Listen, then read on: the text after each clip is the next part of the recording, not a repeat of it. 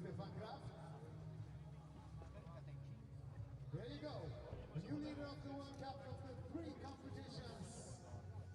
Stefan Kraft. And look at the skis. 5th. Yeah. Happy faces.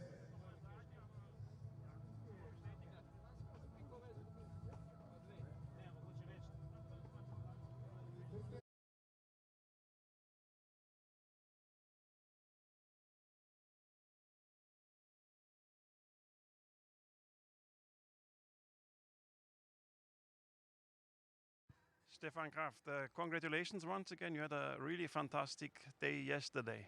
Yeah, it was amazing.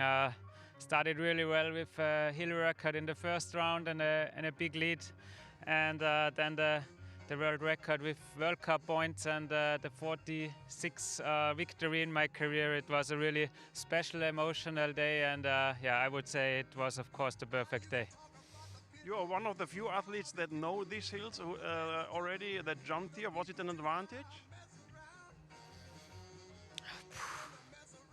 Maybe, but I don't think so. But I also know the big hill, and today I had some problems in training and qualifications. Wasn't my best jump, so yeah, some hills you like more or suits you better than the other. So I don't think it's a big advantage to jump here 10 years ago. But yeah, it's a great arena here, great hills, great stadium. So this will be great championships. Did you celebrate in the evening a bit with the team, your records from yesterday? Yeah, maybe this is why I jumped not so good. No, just a joke. Just at the dinner, I paid a round of beers for the whole team, and just talked a little bit. Had a good dinner, and then we prepared for the day, of course. And you made your World Cup win number 46, and the only person ahead of you is Gregor Schlierenzau with 53. Is this a number you're working on?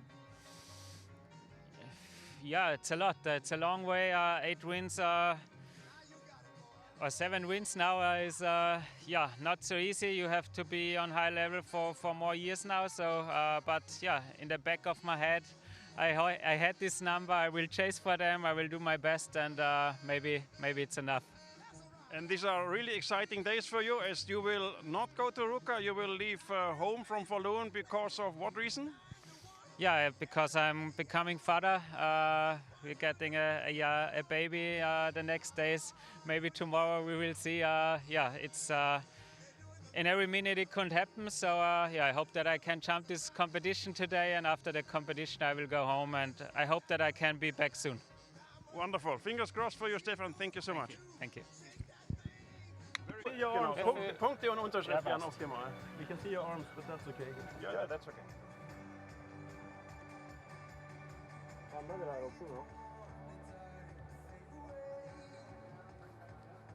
Yoo-hoo!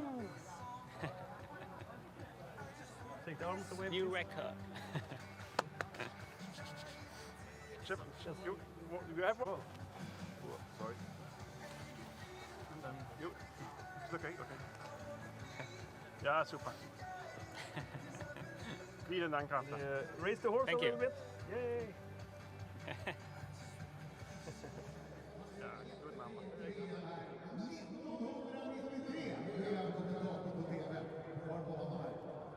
So here we are again.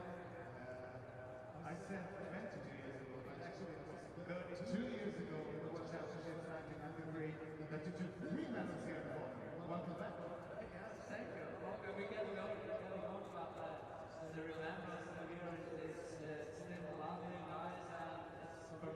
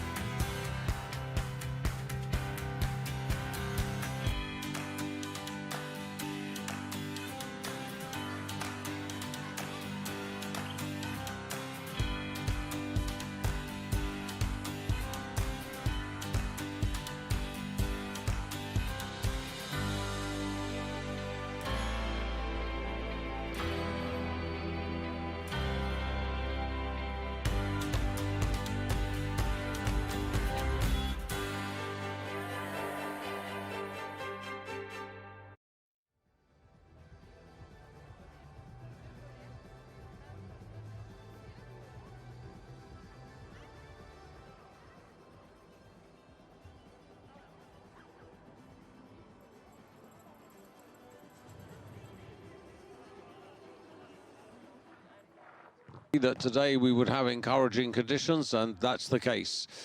A little bit of front wind. It's tending to be a crosswind at the moment. When you see the athlete on the bar, it's coming from the athlete's left side across their chest to the right side, so from right to left, so to speak. But it is a helpful wind at the moment, and of course qualification took place earlier today, and well, the young junior world champion of Austria, that's Stefan Embacher, their junior world champion of the last 2 seasons, only 19 years of age, really on the upward curve, and came out with a top performance of 131 meters on this hill, where the calculation line is 120 and the hill record is 135.5 meters. Andrzej Lanasek, second yesterday. Very good again in qualification, 126 meters. Ryoyo Kobayashi up there as well in qualification, 125.5. Philipp Raimund for Germany, solidly beyond the calculation line at 125 meters. Stefan Kraft there in picture. Well, he struggled a little bit, and only 121 meters. Stefan Kraft, one of the relatively few athletes who can go back to 2015 and remember the competition here.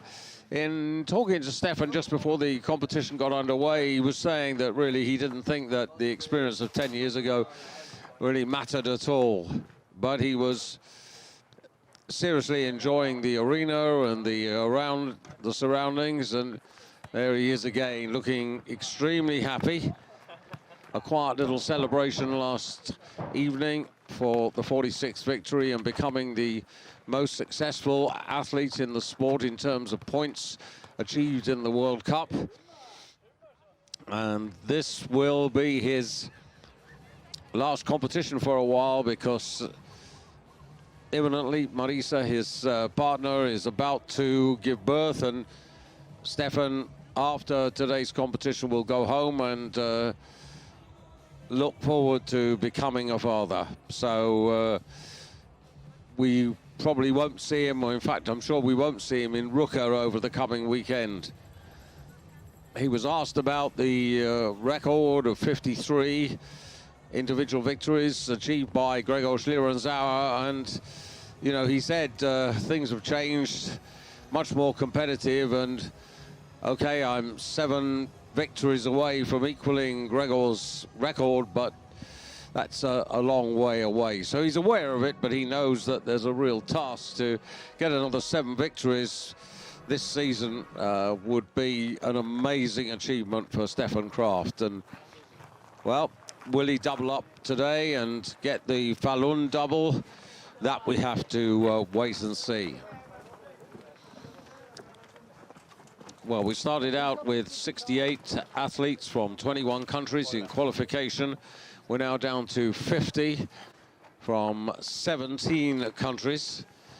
The wind at this particular moment, a crosswind from right to left, as you see it on the television screen. If you were an athlete sitting on the bar, it would be coming from your left side. And the wind strength about 1 meter per second. Really intense start to the World Cup. The boys coming straight here from Lillehammer.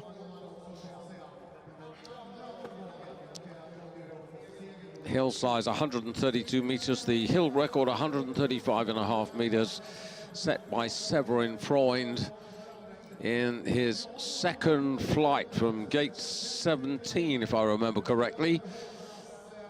2015 in the World Championships, in which he took the gold medal. 5 judges marking out of 20, Finland, Poland, Japan, Austria and Sweden, the countries of the 5 individual judges. And there you can see Stefan Kraft, Ryoyo Kobayashi and Daniel Schöffenig, all victorious so far this season. Today, competition number 4. And we're almost set to go. Now, these are the men who've made it through to the first competition round, the 50 from 17 countries, about to be reduced to 30 in the second round. In terms of qualification, important to say that there were some surprises and disappointments. Timmy Zeitz, world champion on the big hill back in 2023, not qualifying. He had a poor day on the normal hill yesterday. Tate France, the United States, and Eric Belshaw, two others who haven't made it through. The Italian boys, Francesco Ceccon, the son of Roberto Ceccon, and Giovanni Bresadola. Those two Italian boys not in today's competition. Alex Insam also not qualifying. This is a worry for the Italians. They really need their young men to find some form, given the fact that they will be, that is to say, the Italians hosting the Olympics in February.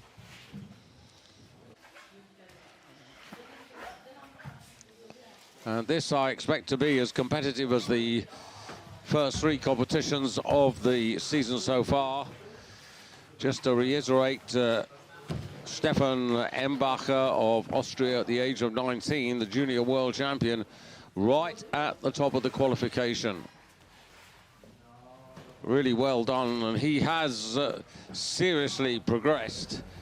Stefan Embacher will start the competition in 9th place in the World Cup rankings. We are back in Falun after more than 11 years. And I'm happy to inform you that the wind is pretty okay at the moment, and the conditions also with the snow and everything, the hill is in really good shape. So we will be ready to start on time, okay, today? Yeah, very good. Let's go and enjoy the day. Okay, Sandro. Yeah, this is a pretty important competition, of course, for the athletes, but also for the local organization getting ready for the 2027 Nordic Ski World Championships. It's a chance for their preparation to be tested, their organization to be tested, and to attend to all the details. And there are literally zillions of them in preparing a hill and getting ready to host a competition of this magnitude. And start gate 20, that's up a little bit. We were using gate 19 during qualification. Just an indication that the wind isn't quite as friendly as it was. So this will give just a little bit more in-run speed. In-run speed in qualification was around 88.5 kilometers. And first man, Ilya Mizernik of Kazakhstan. Calculation line, the upper red line there at 120 meters, and I'm afraid this 18-year-old Kazakh, 11th in the Junior Worlds last season, some way off.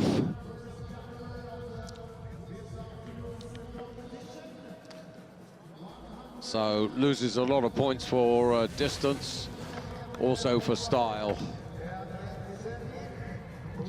Over 100 points would be the respectable threshold.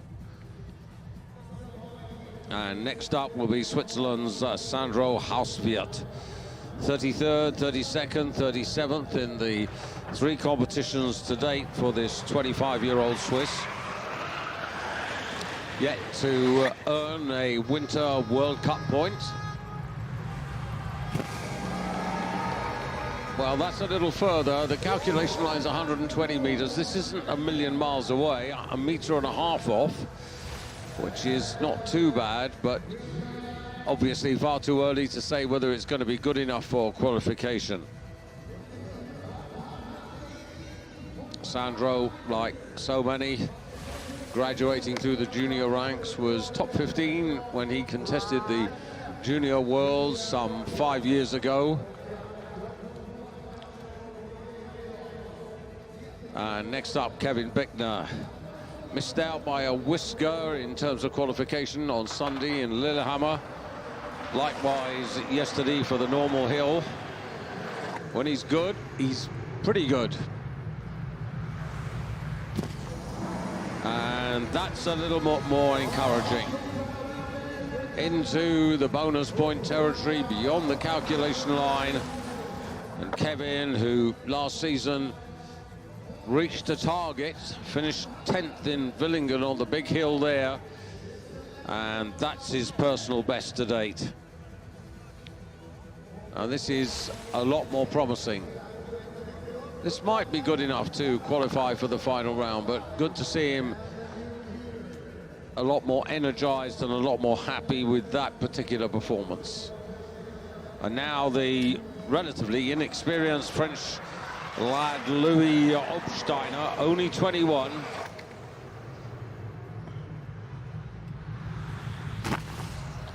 Well, you can see how shallow the trajectory was, and he's 5-6 meters off the calculation line. But this is all about education for him.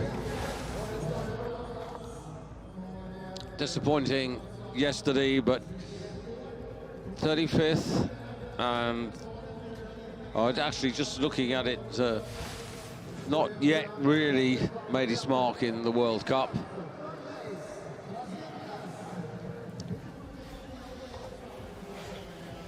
David Kubatski in picture, and going to the other end of the age scale, Vitaly Kalinichenko for Ukraine in his early 30s. Something of a journeyman in this sport, turns up at the big occasions, so very interesting to see him so active at the early part of the season. But that isn't going to be good enough to qualify.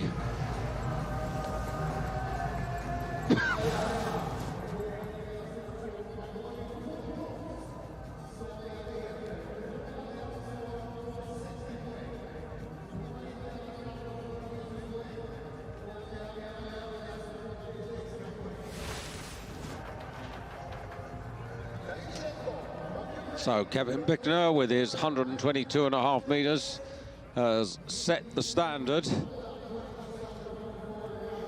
130 meters should be achievable today. You can see the wind just flicking from behind.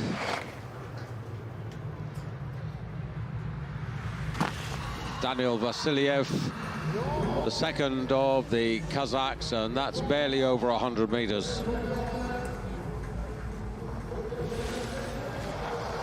Still very much a crosswind, not quite as favorable as yesterday, to be honest, but conditions still inviting overall, and no excuses here.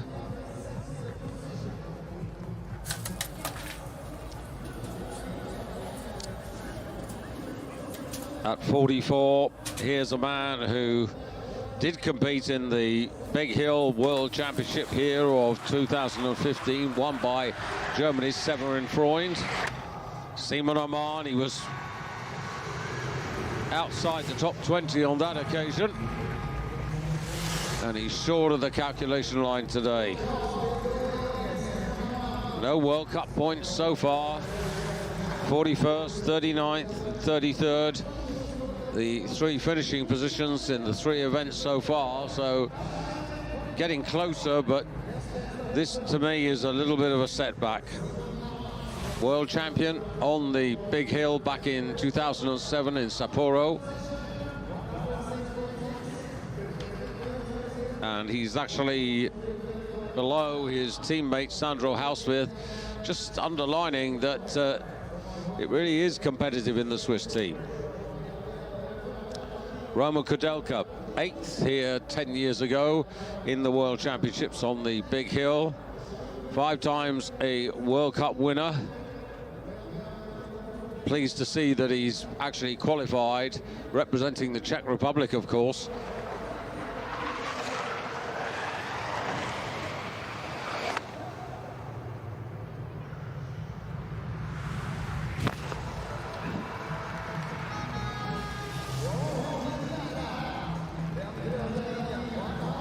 Difficult to sum that up. I mean, it isn't great, it isn't terrible, but it's probably not going to be enough, unfortunately, to see him into the final round. I'm making an early assessment here that 117.5 meters won't be long enough and won't garner enough points to earn him a place in the final round, but time will tell.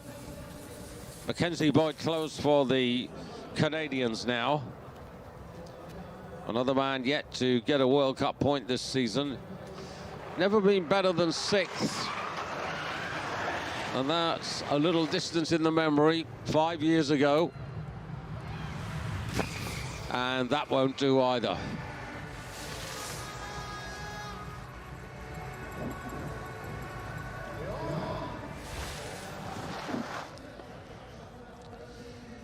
Mackenzie now in his mid-30s.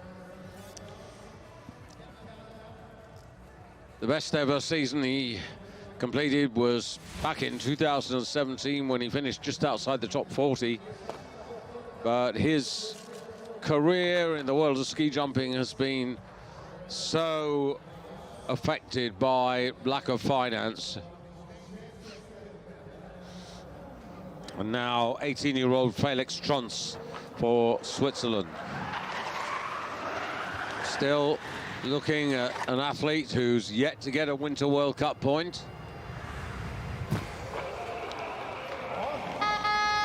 Right around the calculation line there, so that's better than Sandro Hauswirth. It's better than Simon Amann, 121.5 meters. Front wind quite strong. 7.6 point deduction. It's 1.8 points per meter, so it's a good 3 meters that he loses because of the front wind advantage. And that's why he's down to 3rd place. He's actually behind Sandro Hauswirth, who only managed 118.5 meters. Kevin Bickner, though, continues to prevail. And now Lovro Kos in his time. 4 podiums, including 2 victories. Form this season has been pretty miserable so far.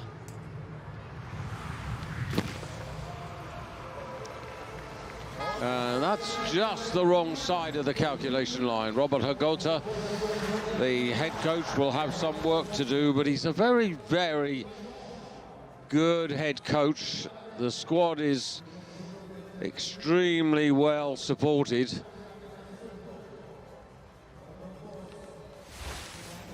Lovro Kos, a winner in his time in Lake Placid and Lahti a couple of seasons ago. And he can be good. I mean, he was 10th in the World Championships last season. And so too Slovakia and 18-year-old Hector Kapustek.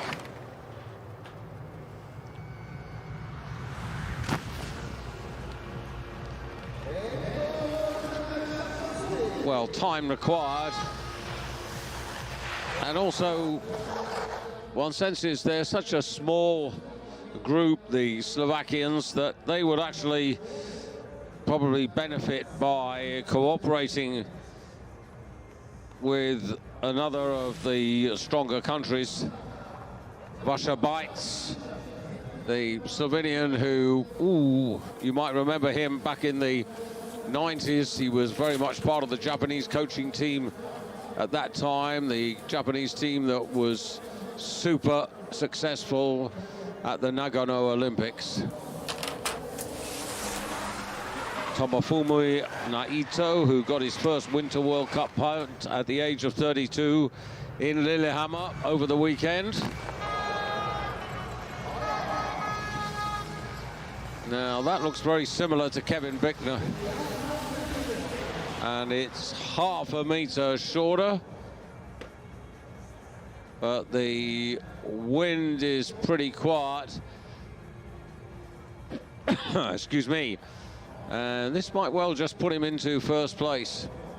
Kento Sakoyama there, head coach, looking satisfied with that performance from Tomofumi.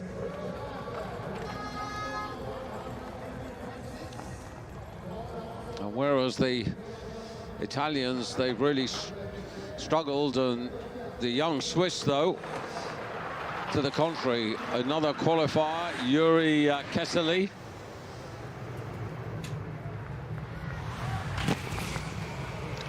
Only 20. This won't be good enough to see him into the final round. And that'll be the first hiccup, because in Lillehammer and yesterday on the normal hill, he qualified. So he's made one final round. That was in Lillehammer on Sunday when he was 29th. That's a personal best, but not today. No improvement, I'm afraid.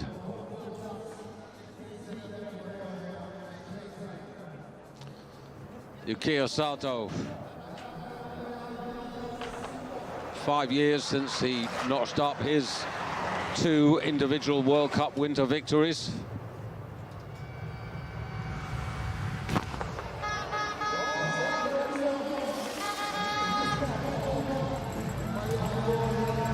Yukiya, something of a conundrum. Wind the clock back to the 2021 season, and he finished 11th in the season-long ranking. Last year, down to 44th, and he's had an extended time of trouble in the darkness, and the lights yet to really fully come on, so to speak. Benjamin Østvold for Norway now, 24 years of age. Top 5 in Villingen last season. That was a good result. It was his best result.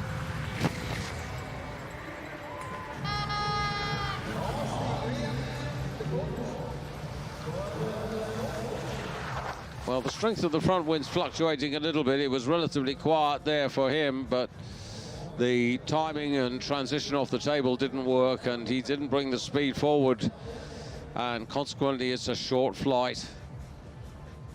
And that's his journey to Falun over, I'm afraid.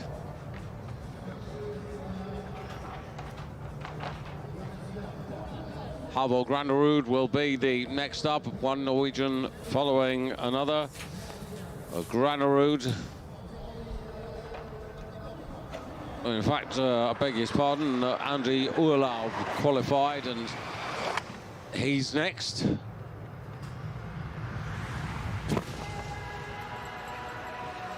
Two, 3 meters short of the calculation line.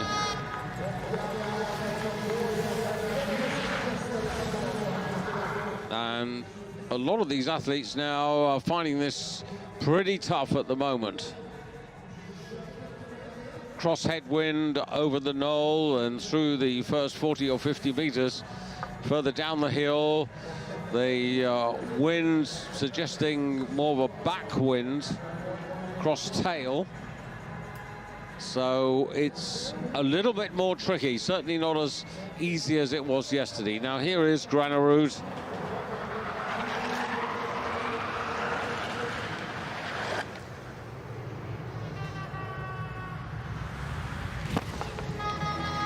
Missed the World Championships in Trondheim last year. That was really frustrating for him. He had a fall in Lillehammer in February last year in training and injured the medial ligament in his leg, and really only getting back into everything in September. So patience needed a little bit. Naito of Japan still leading, Kevin Bickner in second place, Yukiya Sato third, but one senses that there are better performances to come. Paweł Wasek for Poland, 28th, 36th and 29th in the 3 competitions. That's where he's finished in the past few days.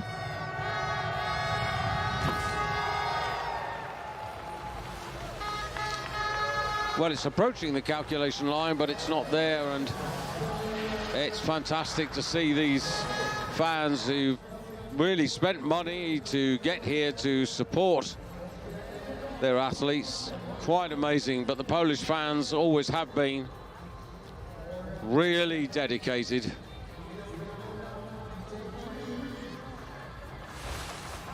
Wasek, but only into, well, as you can see there, 4th place. That's 3.5 meters at the moment behind Naito. Things are surely going to change. Johan Andre Forfang now for Norway. He competed in the World Championships here 10 years ago, but finished a lowly 18th. Little bit of extension on the end of the flight there, just got him over the 121-meter mark, in fact 121 precisely. This is a good effort because there was significantly more backwind, and this was a little bit more encouraging for Johan. Bit of compensation indeed. 1.8 points would be a meter, so 1.5 meters. And Forfang sets the new mark, 117.2 points. 0.5 meter ahead of Naito in terms of distance, and now Carl Geiger, whose season has yet to take off, so to speak.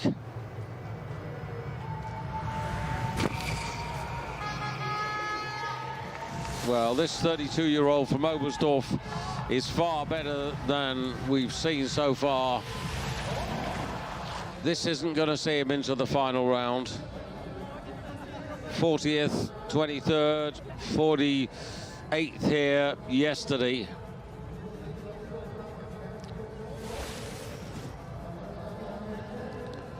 Geiger, the Olympic bronze medalist from Beijing 2022 on the big hill at the Olympics, third in the World Championships back in 2021 on the big hill in Oberstdorf, but not in that sort of form today.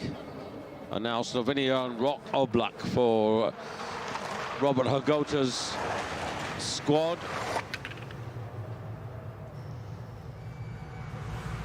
That's good. That's good. This could take the lead here. Rok Oblak. Very interesting. He was outside the top 60 in the World Cup rankings at the end of the last season.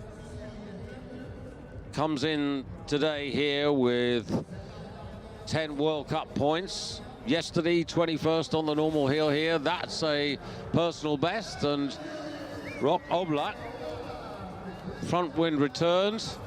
1 meter deduction, but good enough to lead and good enough to qualify for the final round. So Rok Oblak with 123 meters, Johan Forfang with 121, both into the final round. This is Andy Wellinger.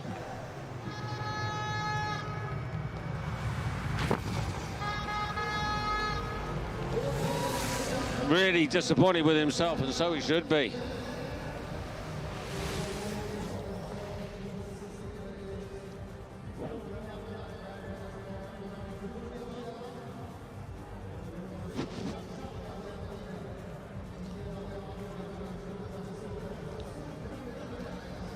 Andy Wellinger's form very inconsistent at the moment. 19th yesterday, his best of the season competition so far. But this is another mistake here on the transition. Chris Sundal, who withdrew from the competition yesterday when a sleeve zip broke.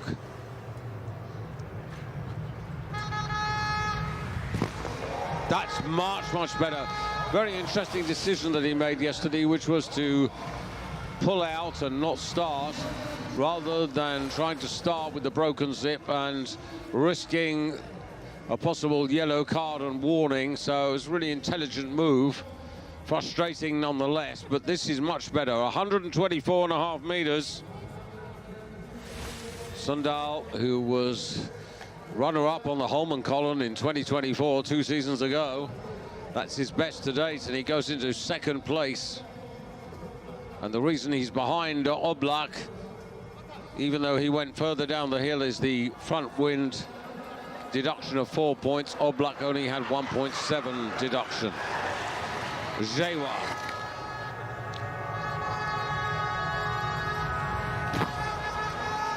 Top 10 in the World Championships here 10 years ago. 2 times a normal hill world champion. But the best he's ever done on a big hill in the World Championships was in Oberstdorf in 2021 when he was 4th. Jewa. Just having a look at this to see where it's going to put him at the moment. He's going to be waiting in the wings. I can tell you that Oblak and Sundal, Forfang and Aito and Bickner are all into the final round. So Jason Colby for the United States. Personal best in Lillehammer in the first competition of the new season when he was 21st.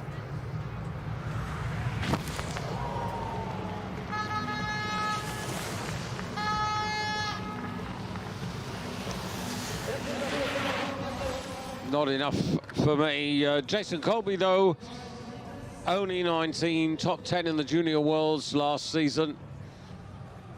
Actually finished in 9th place. He also went to Trondheim, where he competed with the senior team in the World Championships. 5th at the moment, and goes ahead of Kevin Bickner. And the reason for that is 5.7 points of backwind, which shows you that actually that effort in the prevailing conditions was very decent. Pia Spassky, who set the World Cup alight in the early weeks of last season.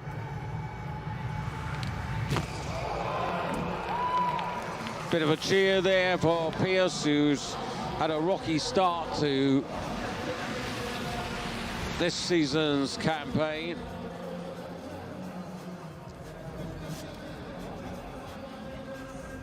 '18th yesterday, his highest finish of the 3 competitions prior to today. This is good enough to put him into the lead again in backwind conditions. 5 points, you can see in the green there, the compensation points for the predominantly backwind situation. So things have changed at the moment. And the reason for the backwind compensation is the lower part of the hill. There's still a bit of front wind over the knoll. Sakutaro Kobayashi.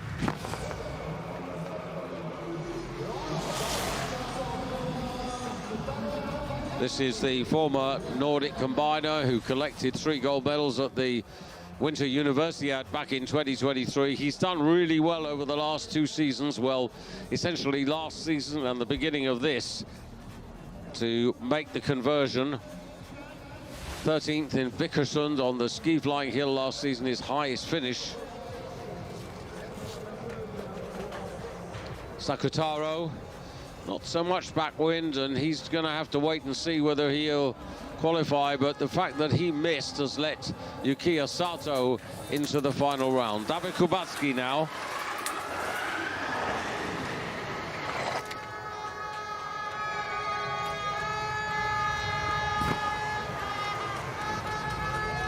Earned a bronze medal in the World Championships on the Big Hill in 2023.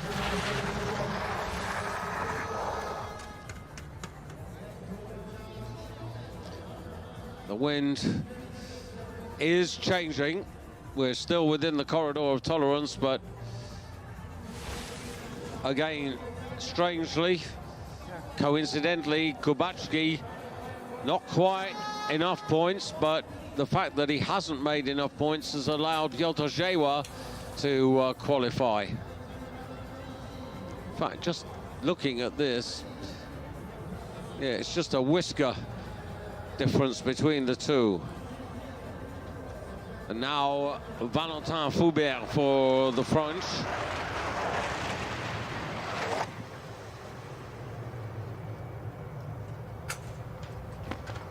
That's okay. That's over 120 meters, although there is front wind, so he's going to lose a couple of meters. But the style is probably going to be in the 17 and a half range, which will help him. And this should see him into the final round. So France represented, and indeed he goes into 8th place. So Kubacki and Vasek at the moment are the next 2 to qualify if any of the athletes we're about to see fluff their lines, make a mistake. But at the moment, these are the 10 who are definitely in the final round.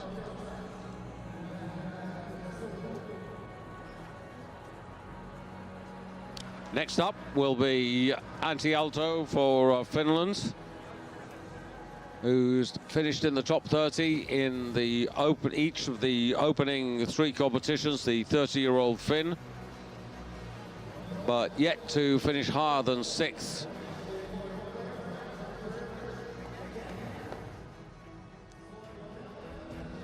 So Piers Paschke for Germany, leading the way at the moment. This is the man many of you might remember who rattled up 5 individual victories right at the beginning of last season's campaign. The last of them in Lillehammer, and then in the second competition in Lillehammer just lost his way, and then it was almost like the lights went out. So here's Antti Aalto. 5 times he's finished in the top 10.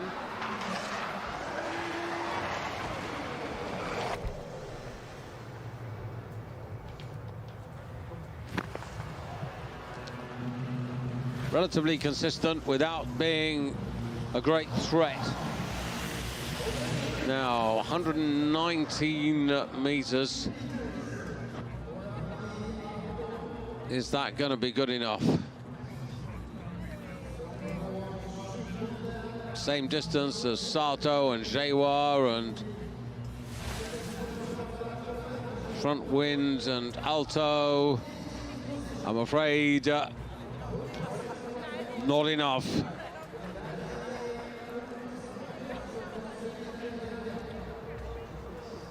Here's one of those athletes who has been to Falun before, finished 18th here in the World Championships 10 years ago. Gregor Deschwanden.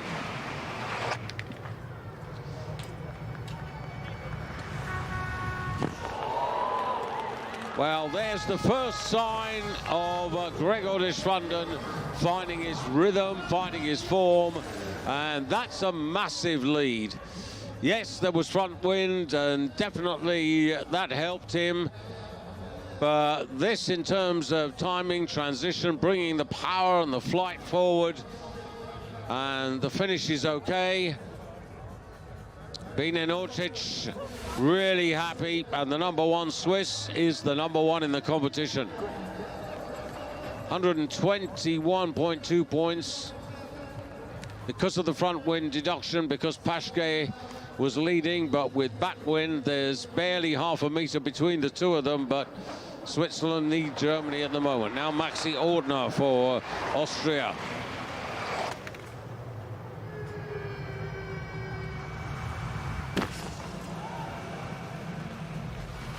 Round about the calculation line. Andy Vidhursel there, a little nod of the head, not up to Ortner's best. Ortner, 122.5 meters in qualification. This isn't quite as far. 11th place. Has squeezed into the final round.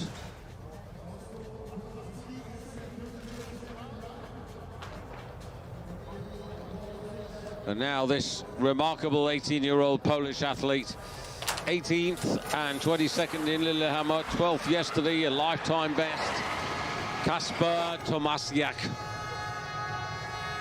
Great height, great flight, good result, and that will see him into the final round. Of more Winter World Cup points will be coming his way.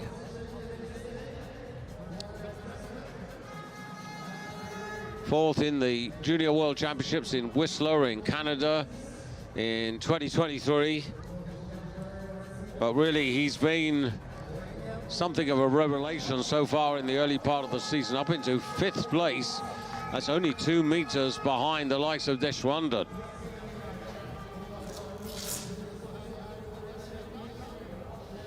Arti Aigro, Estonia, getting ready. Here he is. 14th, not once but twice in Lillehammer, outside the top 20 yesterday on the normal hill here.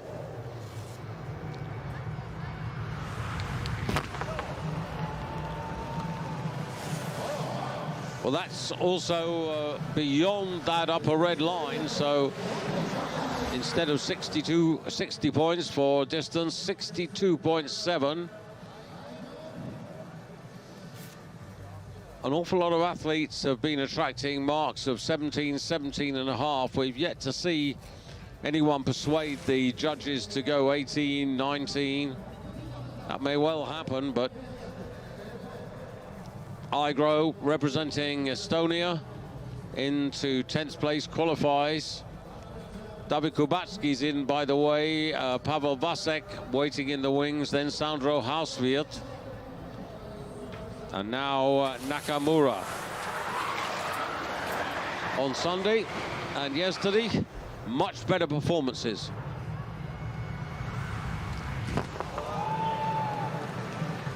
And that's 3-4 meters beyond the calculation line. A little bit more. 4.5 meters of bonus points. And one of our judges, this is Teo Unila of Finland in box A, 18 out of 20. Third place for Nakamura. Deshvandan, Pashke, Nakamura, the 1, 2, 3, separated by barely 1.5 meters, and now Marius Lindvig, the Olympic champion on the big hill in Beijing, of course. 8 career wins in individual Winter World Cups.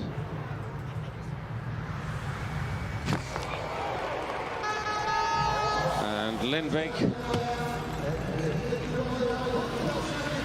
only 29th on the big hill in the World Championships last season, but the winner of the normal hill gold medal.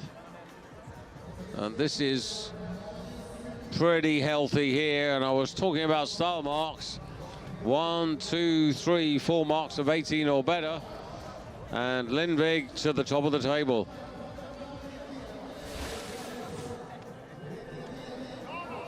'16th, 17th, 10th. So on something of an upward curve at the moment, Marius Lindvig. Camel Stock, 3 top 15 performances so far in the opening 3 rounds of the World Cup.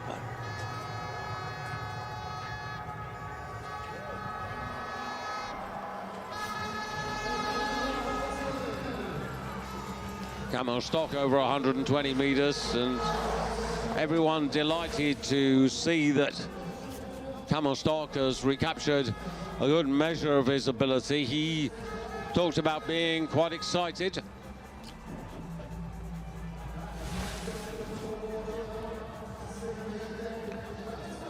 Yet at the same time, he knows that 9th place will give him a flight in the final round, but a lot to do, and Stefan Kraft a while away, and Vladimir Zagravsky, big season's best, early days yet, but Zagravsky promising 9th on the normal hill. Can he back that up on the big one?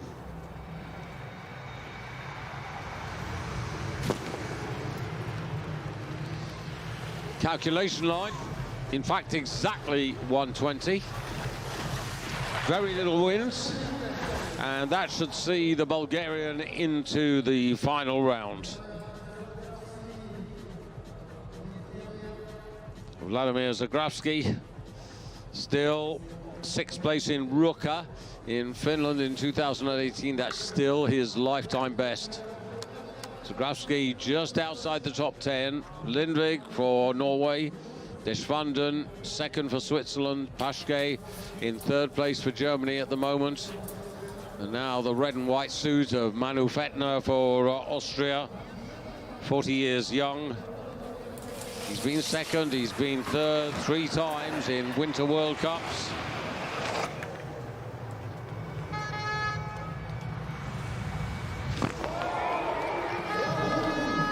Well, that is really interesting, because Manu Fettner, with only a breath of front wind, has really nailed the hill there. Beautiful timing, a lot of power coming off, very quick into the flight position. Upper body really nice over the skis, and then he finishes it off pretty well. Now this should get some 18s. It has. 1, 2, 3 marks of 18. Very pleasing. Manu Fettner, top of the table. Eclipses Lindvig by, well, 3 meters in terms of distance. 128 meters. Ren Nikaido. We're into the top 10 now.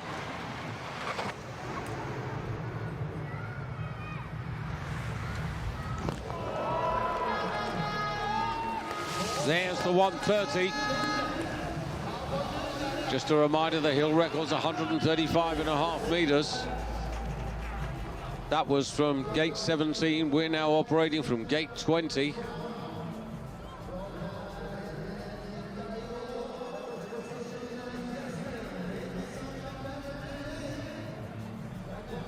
Ren Nikaido, first place for Japan. Ren Nikaido, who is also on an upward curve, 20th and 10th in Lillehammer, respectable 11th on the normal hill yesterday for the 24-year-old. 11 top 10s for him so far, and now this young man who won the qualification, the junior world champion, 131 meters. That was early doors this morning.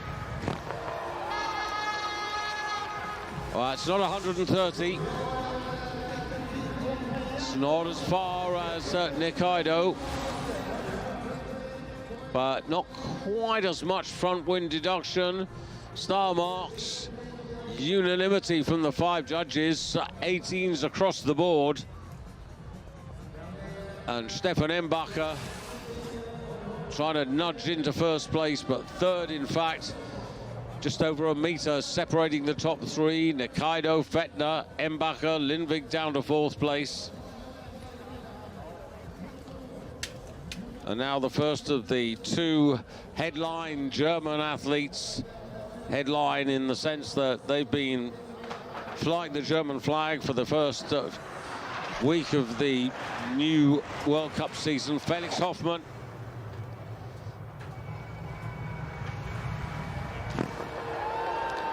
First podium in Lillehammer in the second competition for this 28-year-old.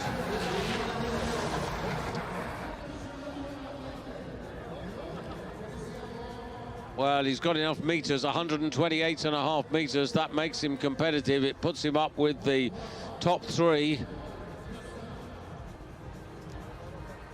Instability on the landing. Style marks will be down. He won't be getting 18s, more like 17. Oh, and there's a 16.5, 1, 2, 3, and that's cost him a top 3 place. He's about 3 meters off at the moment. And so too Philipp Raimund, the new normal hill record holder here. Yesterday finished 3rd. 99.5 meters on the normal hill, and mid 120s, 125.5 here on the big hill. Member of the famous Oberstdorf Ski Club, and Raimund 6th, 4th and 3rd, so everything going in the right direction at the moment. And his teammate Hoffmann in 4th place, Raimund in 5th. Literally less than half a meter between the 2 German athletes. Ren Nikaido still leading the first round at the moment, and now next up the world champion for Slovenia, Domen Preutz. Good in Lillehammer, 4th and 2nd, but didn't really cope with the normal hill. This 26-year-old yesterday was down outside the top 10.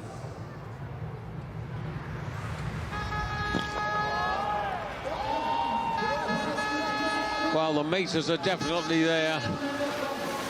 This was a really decent effort by Domen Preutz. Have a look at this. The power and the flight and the timing is really quick. into the flying position, and he got every millimeter out of this. And he's got backwind compensation of half a meter as well. So Domen Preutz, 129 meters. Not quite as far as Nikaido. And he's gone into second place, and now Andrzej Lanasek, runner-up in qualification earlier today at 126 meters. Second yesterday on the normal hill.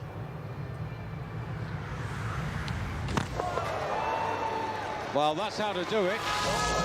Now, he's done what Domen Preutz couldn't do. One Slovenian to another, but he's not only got the meters, he's got the style. And these are probably going to be the best style marks we've seen so far. Now, this should lead. And it does. Andrzej Lanasek. Again, agreement amongst the judges, 18.5 across the board. And he's got a meter advantage over Nikaido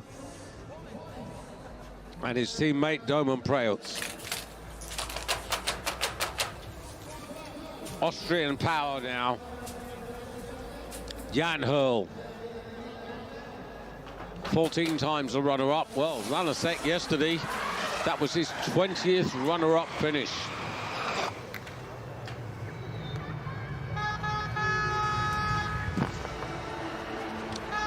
Jan Hurl really solid, mid-20s. No major errors. Work to do, though.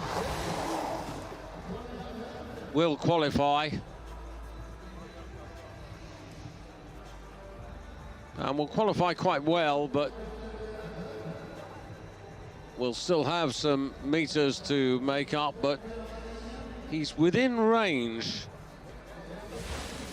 3 meters behind in 6th place.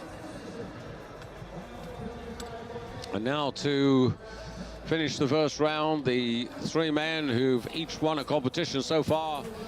Daniel Schöffenig, the opening big hill competition in Lillehammer, the defending World Cup champion. Now 9 times individually victorious in Winter World Cups.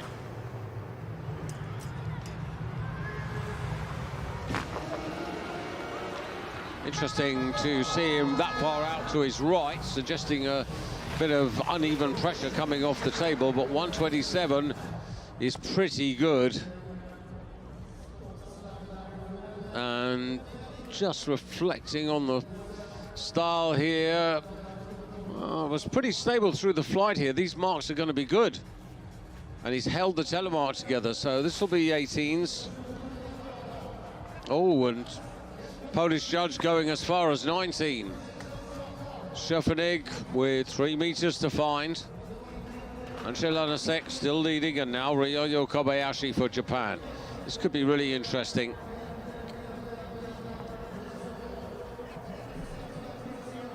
Second in Beijing at the last Olympics in the big hill.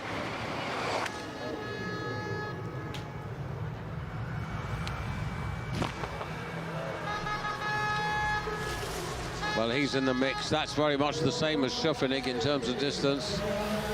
Maybe the execution just a little bit better, but also a little more front wind there for Kobayashi. So Schöffenig with about 3 meters to make up, and I think that Kobayashi will have a similar challenge. Kento Sakoyama, though, pretty happy that his man is there or thereabouts. And indeed, a little bit more, almost 4 meters for Kobayashi to find. 8th place, and so to the man who won yesterday, Stefan Kraft. 5th here back in 2015 in the World Championships on the big hill here. But of course, he is a 2-time world champion on the big hill.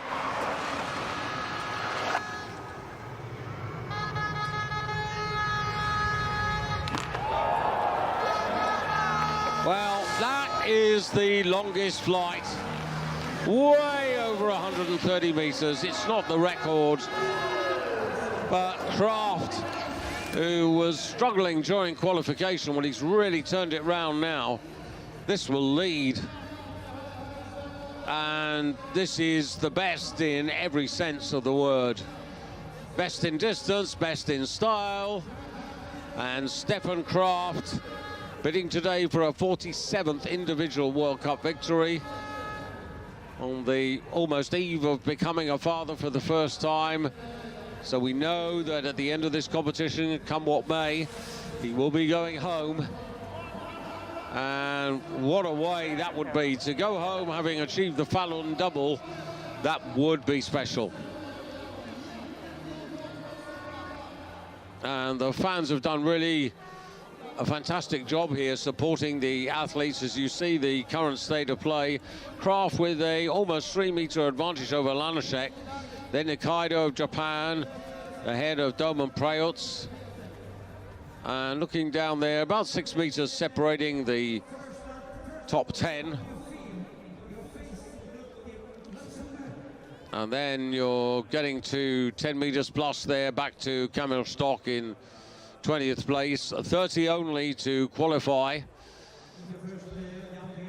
So David Kubacki makes it, but I'm afraid his teammate Pavel Vasek doesn't. Sakataro Kobayashi out, Halvor Granerud out, Felix Truns, Simon Aman, Antti Aalto.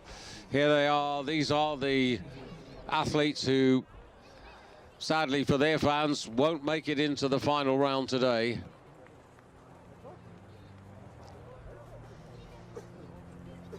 And the top 30 to go in reverse order. And just after quarter past for the start of the final round, so about 15-16 minutes away.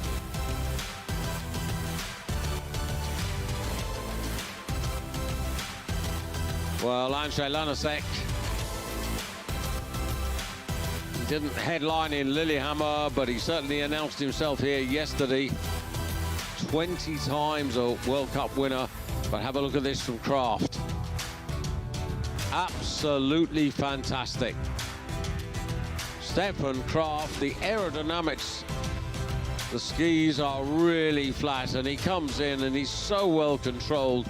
The spacing is good, his back is straight, and Kraft getting 5 marks of 19. Well, it took a while for the first round to really warm up, but it has warmed up now. And as we expected, a really competitive competition. Interesting to see the Austrians at the moment with 4 athletes in the top 8. Kraft leading the way, but Fettner in 5th and Embacher in 6th and Schöffenig in 7th place.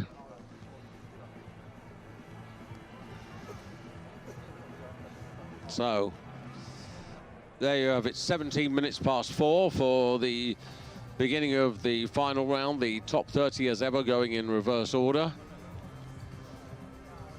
Just having a look at the stretch there. 27 points or 15 meters separating the top 30 at this, the halfway stage. The top 20 separated by 11 meters. The top 10 by 7 meters. The top 5 by 5 meters. So all to play for, really. Will Lanasek finally get a victory? Ren Nikaido. Interesting there. Ren Nikaido's never been better than 6th, but he's currently in 3rd place, so potentially a personal best is on the cards. Manu Fettner, who was disappointed after yesterday's normal hill competition, in 5th place. That's a good platform from which to build in the second round. And the young man, Stefan Embacher of Austria, who won the qualification in 6th place at the moment. And Stefan Embacher, 11th, 9th and 4th in the 3 competitions so far leading up to today's event.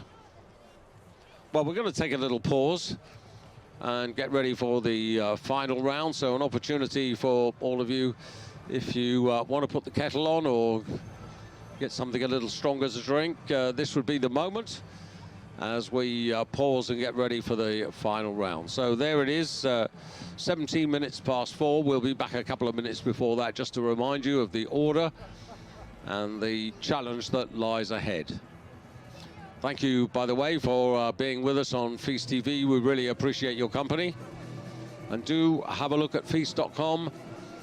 Go to the FIS TV and the ski jumping news divisions there. Lots of interviews and extra information which will inform you about the athletes and their achievements.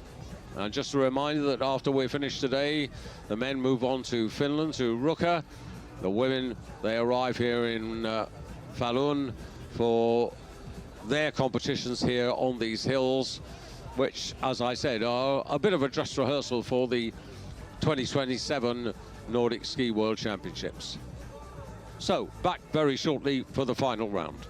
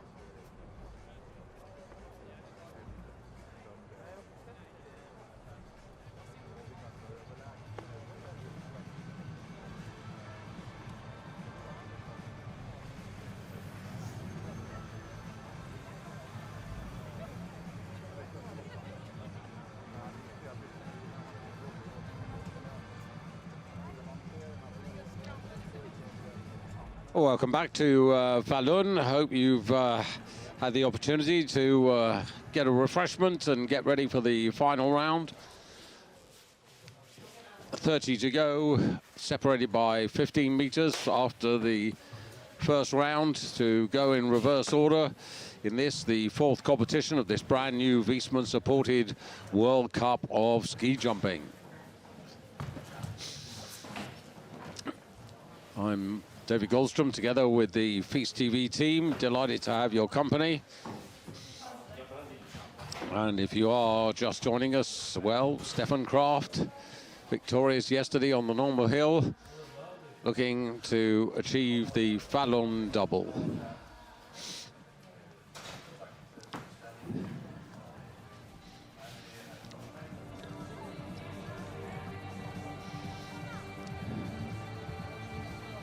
It's been a pretty lovely day in Falun. Lots of kids around, which is really encouraging. They seem to be enjoying themselves. Hopefully you are at home. Wind conditions at the moment, predominantly a front wind, so the second set of flights here could be even better than the first ones.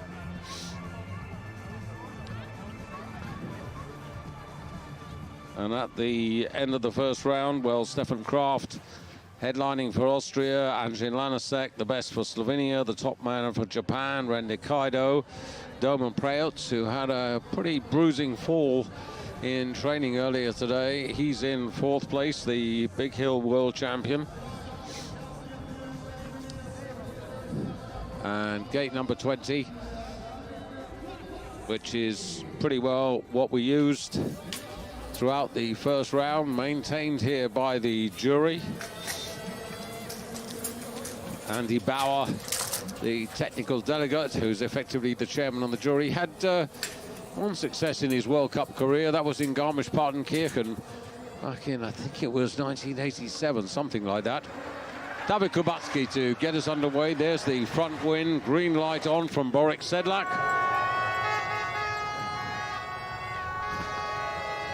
And David Kubacki surpasses just narrowly the calculation line there by half a meter.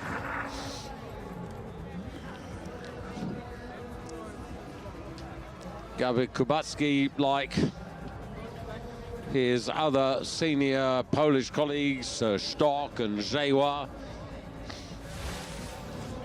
very much on the comeback trail. 2:17.4 is a respectable score, but it's a long way off winning. So Piotr Zewa in a sort of little private battle between the two Polish boys. Only 0.1 of a point separating them at the halfway stage.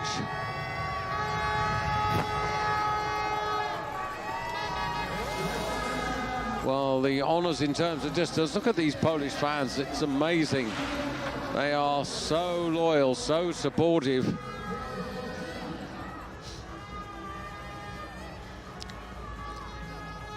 More front wind deduction for Zewa. He's gone a little bit further, but he's going to drop behind Kubacki, I think. Yep, second place. So a flip-flop there for the two Polish boys, and now going a little earlier than I anticipated, Maxi Ortner. This could be quite interesting. Didn't quite get the transition right first time, coming down through the compression.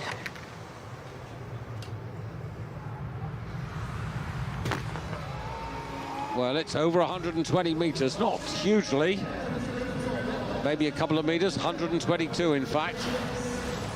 So it's a little bit further than the first flight. Otherwise, it's pretty similar.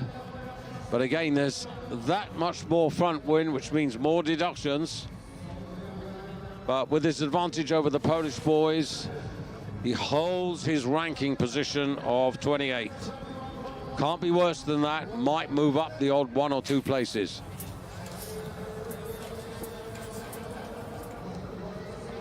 Yukiya Sato, not threatening, but at least he's made the final round here.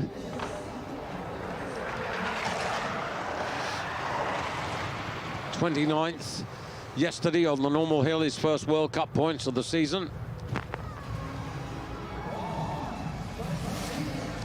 And he's going to find himself in a similar position this time around.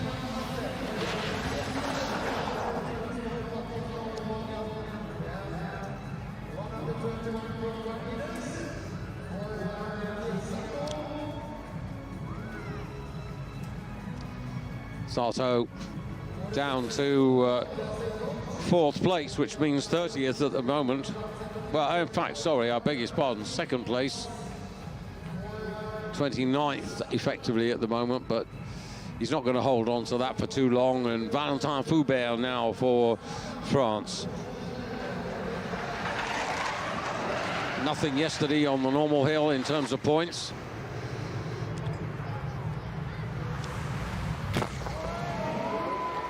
Well, that's better. That's much better. That's the longest flight so far in the final round. And this should put him into 1st place for the moment. It's very early days. But this is a little bit more encouraging for Valentin. Only 23 years of age. He has finished as high as 12th. That isn't going to happen today. But that's not bad. 228.3.2. And Foubert with a couple of 18s from the style judges. That's a little encouraging. Artie Igro loves to fly. He's got the conditions.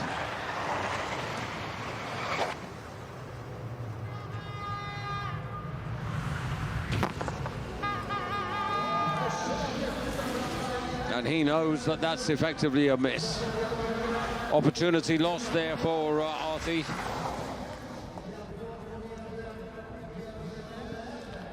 And Lillehammer has been more successful than his visit to Falun.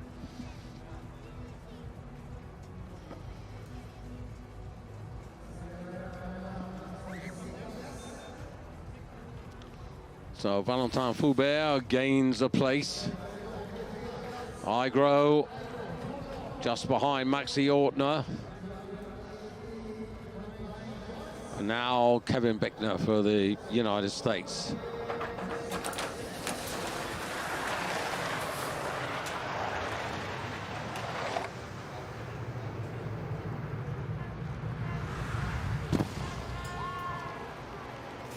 Well, that's a pity. I was hoping that he was going to put 2 together.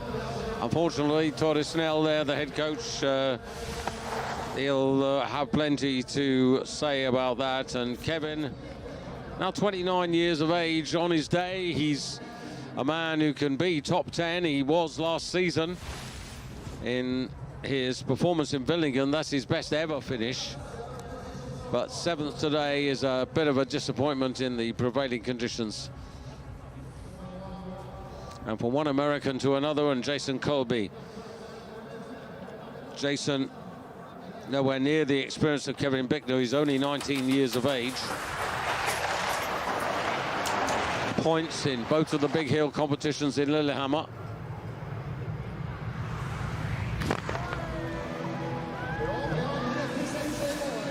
Well, he's got over the calculation line, which is an improvement from the first flight. He had backwind in the first round, and I thought he acquitted himself with credit there for the 117.5 meters. It's a challenge for the lead, but I don't think it's going to get it. And the reason for that is that front wind deduction there.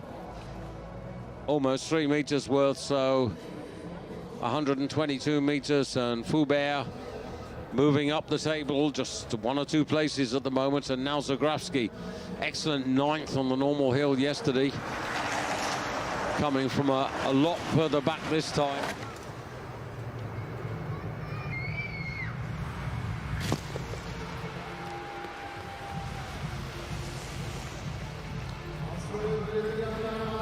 Yeah, you sense a bit of dejection and disappointment from him there. Hasn't really pulled this off today.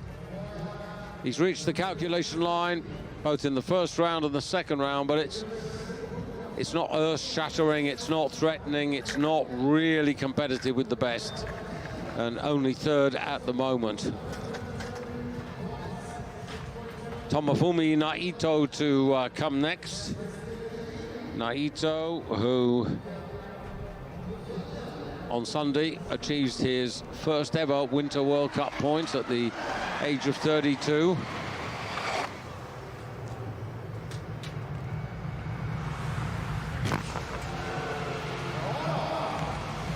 Well, he's certainly got more World Cup points coming now.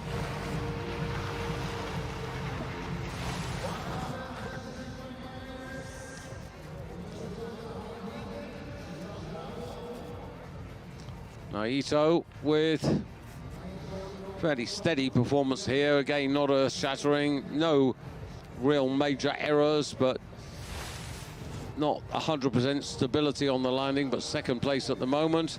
And Foubert has moved up from mid-20s to be in 21st place. So the first of our 3 final chapters completed, and Valentin Foubert, the man who's made most progress. Foubert, 25th and 16th. His finishing positions in Lillehammer on the big hill there. Nothing yesterday for the normal hill, but a chance to get into the top 20, possibly right here, right now.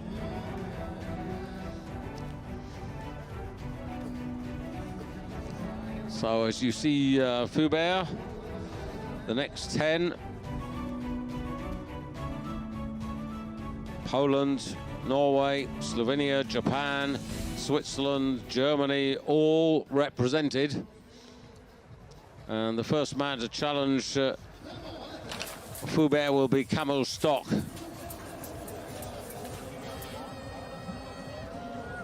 Stock with an advantage over Foubert of some 5 points, so that's really useful. But needs more than 122.5 meters to put pressure on those that follow. Well, he's got more than 122 meters. 125.5. That's an improvement from the first flight, from the same gate. More front wind though, so more deduction. Nonetheless, the new leader.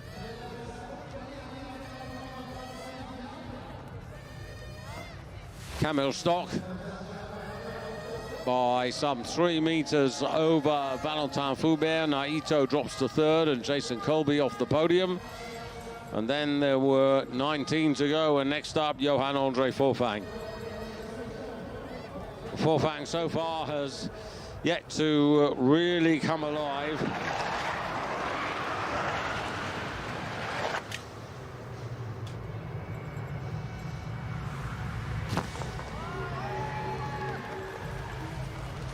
For today, only 7 World Cup points this season, and that's pretty similar, half a meter further than the first flight. That won't threaten Camille Stock.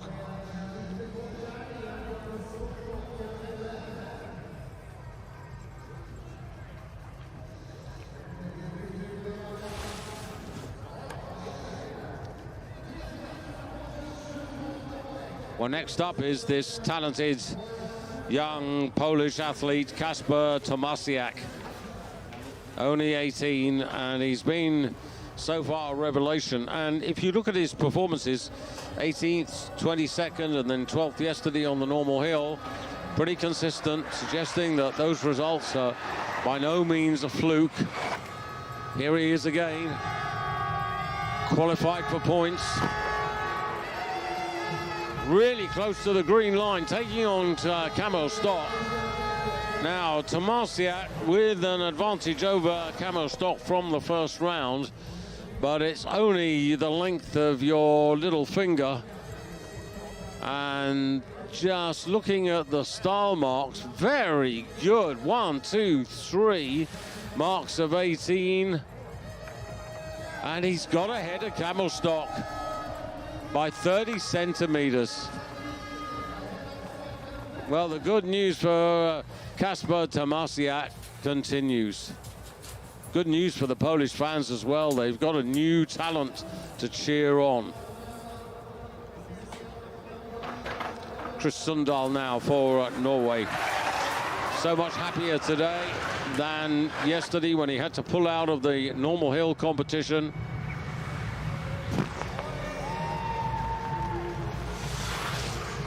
That's very similar to Marciak in every regard. I think this will be good enough to give the Norwegian first place. Chris Sundal, 24 years of age, 2 podiums in his career, including a second place on the Holmenkollen. And Sundal, by 40 centimeters, the new leader. Very tightly packed in this section of the leaderboard, and Slovenia's a challenge. Rok Oblak getting ready out on the bar. Here he is. Rok taking on Chris Sundal. Not even a toenail between them.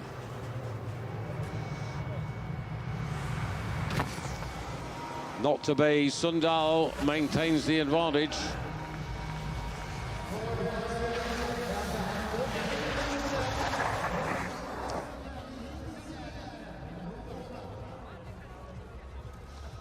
Oblak. First points came yesterday on the normal hill. He's got a few today.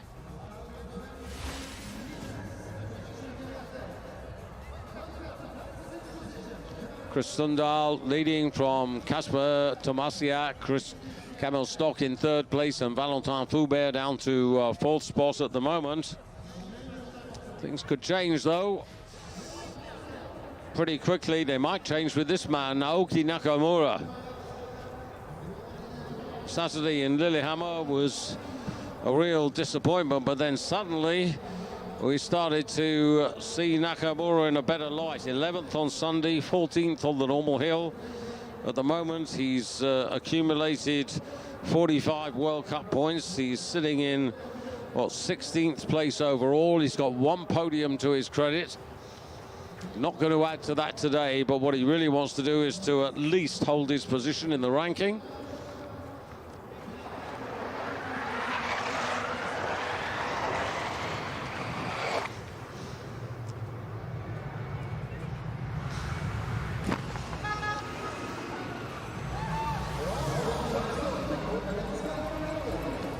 Advantage, Chris Sundal. And Nakamura over 120 meters, but not significantly.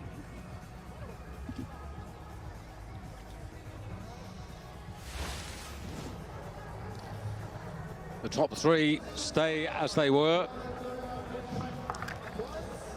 And then there were 14 remaining, and Piers Paschke will be up next for Germany.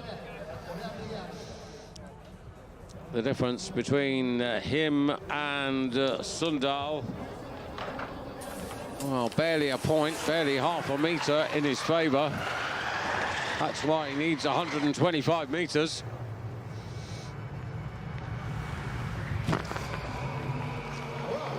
And he's got some of them, but not all of them. Less front wind deduction, but I don't think it's going to be quite enough to take Sundal down. He'll be in the top 3, but he won't be leading, I don't think, Piers Paschke. Having said that, it is an improvement from what was happening in Lillehammer. Second place, indeed, second place. Not by much, a few centimeters, 30 to be exact.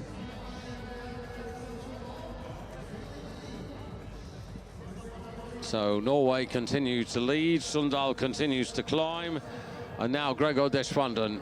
Much more like it in the first round, 128 meters. Can he do that again?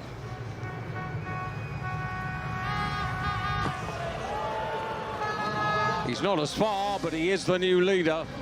He's taken on Sundal. And this, I reckon, with his advantage over Sundal, narrow as it is, will be enough to push Switzerland up into first place. Gregor Deschwanden, much, much better than what we were seeing in Lillehammer, where he was 15th and 25th and outside the top 20 yesterday. And first place at the moment. Marius Lindvig of Norway to come back and try and take the lead back for Norway. Chris Sundal has had for a while. And Lindvig, Olympic champion, of course, on the big hill in Beijing. He'll be looking to defend that title in Predazzo in the Milan Cortina Olympics.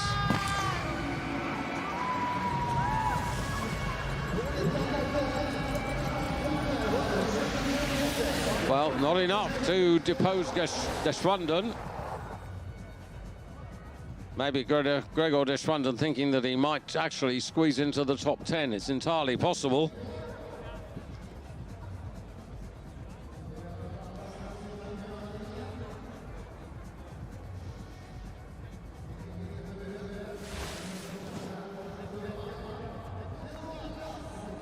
Deschwanden of Switzerland from Sundal of Norway, Paschke of Germany lying in third place, and 11 to go, and Philipp Raimund to take his turn in excellent heart. Philipp Raimund, third yesterday on the normal hill, a lifetime best. And that will do nicely. He's got the distance. Now, it's all down to style and front wind deduction between him and Deschwanden.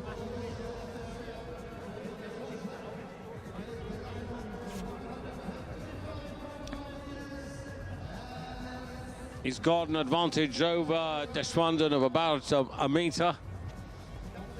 So that really helps to mitigate the fact that he hasn't quite got the style and he hasn't quite done it. You can see that 6 points off there. Deschwanden 4 points off, and Philipp Raimund drops into second place, and Gregor Deschwanden with 10 to come leads the competition for Switzerland.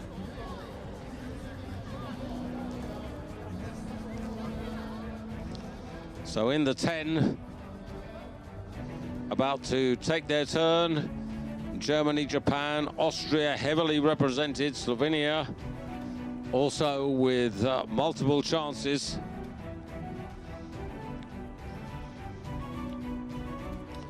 Japan also involved in the final fight.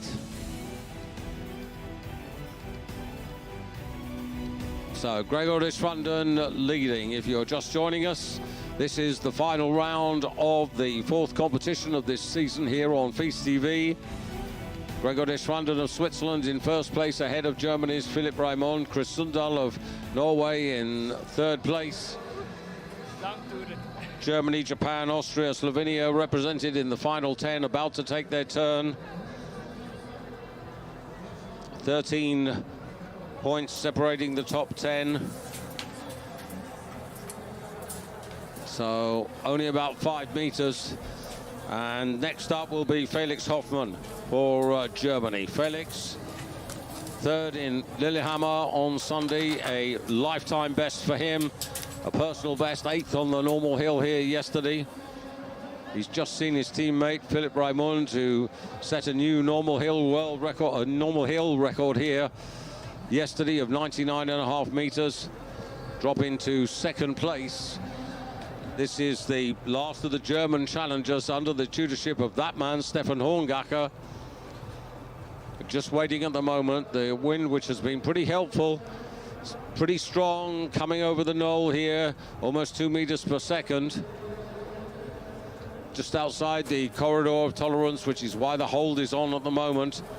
Borek Sedlak, the assistant race director, controlling the traffic light release.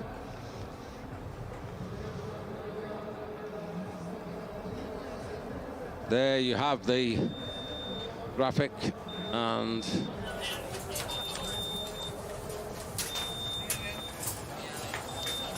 we were thinking the wind might subside, but it had other ideas. And the jury deciding with the strength of the front wind to go down a gate. Now, of course, that means less in run, and that means gate compensation. When you get gate compensation in these conditions, it means that the points you earn for gate compensation can cancel out the, or some of the deduction for front wind. So there are pluses and minuses. And that's moved to gate 19. There you can see 3.8 points. Well, 3.6 points is 2 meters. So that's what it's worth. But the jury have to be convinced that this strength of front wind is going to prevail, because what they don't want to do is to change it now and then have to change it back again. So it's a really important decision. The wind has increased. It is pretty strong over the knoll.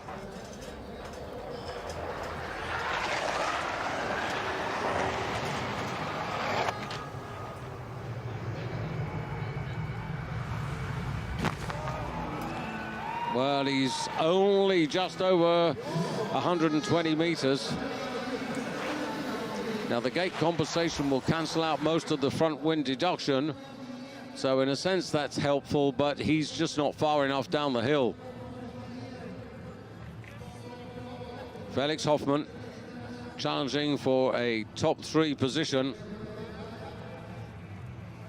And Deschwanden of Switzerland now knows that he's very much in the top 10, because Hoffmann is only 3rd, and Gregor Deschwanden of Switzerland gets his first top 10 result of the season.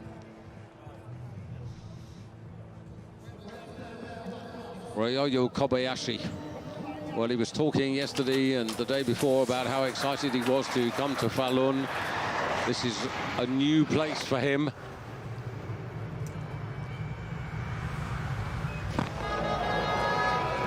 There's the quality, there's the distance, there's the style, there's the new leader. Super execution. Star marks have got to be 18, might even be a bit better than that.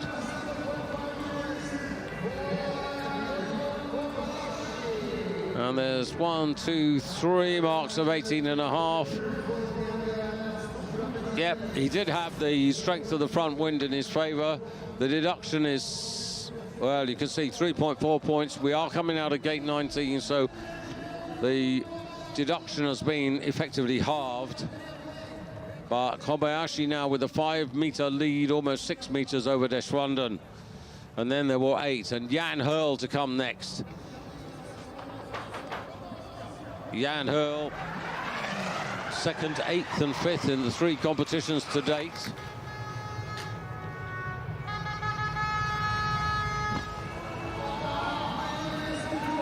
Now, that is not far away from Kobayashi. Just looking at the difference between Jan Hurl and Kobayashi, 0.5 meter. Now, the big difference here is going to be the front wind deduction. For Kobayashi, it was 7 points. For Jan Hurl, it's only 3. Advantage Jan Hurl. I think he's done enough, Jan Hurl, to get into first place. For the moment, at least. And indeed he has. He's eclipsed Kobayashi by just over 1.25 meters. Austria with the advantage. They're so strong in this lineup, and for one Austrian, we're going to another. Daniel Schöffenig will be next, the man who won the opening round on Saturday on the big hill, the World Cup champion, former junior world champion. Schöffenig versus teammate Hurl.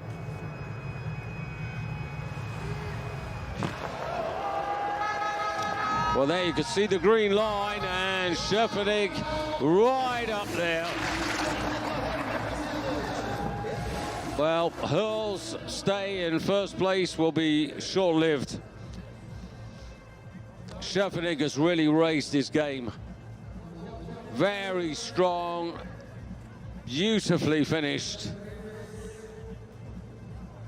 Danny Widhersel, so much to enjoy. And Jan Hurl takes 1.25 meters advantage over, sorry, I was going to say it's Daniel Schöffenig who takes the advantage.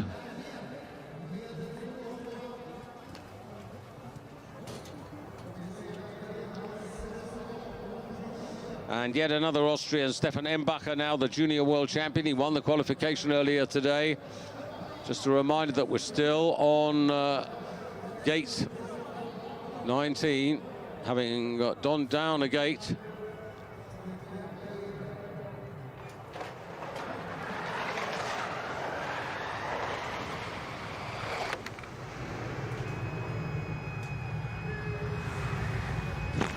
Oh, Stefan Embacher over 130 meters in the qualification round.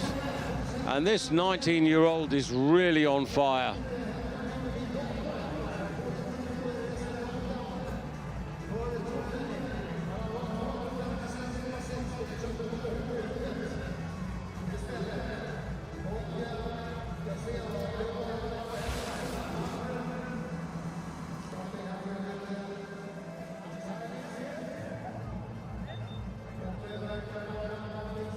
Just waiting at the moment for the stats. Little glitch on the computer at the moment, which is why everybody's...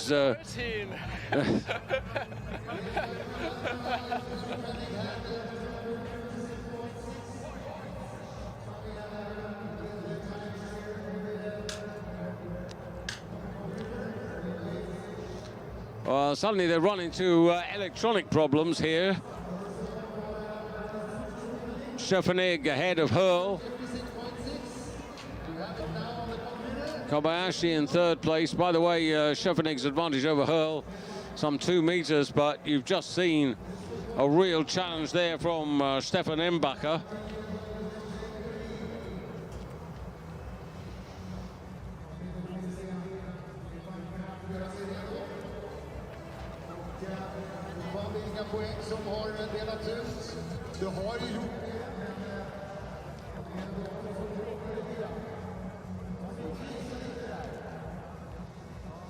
Well, he's wondering, we're all wondering, there's a glitch on the computer system at the moment, and that's why I can't give you the exact state of play. My gut feeling is, though, having seen that from Stefan Embacher, that it was good enough to put him into first place ahead of Daniel Schöffenig. Now, Fettner in 5th place at the halfway stage. Much better performance today in the first round. Fettner with 128 meters. And that's pretty decent. It's 2 or 3 meters over the calculation line. This isn't going to threaten Daniel Schöffenig.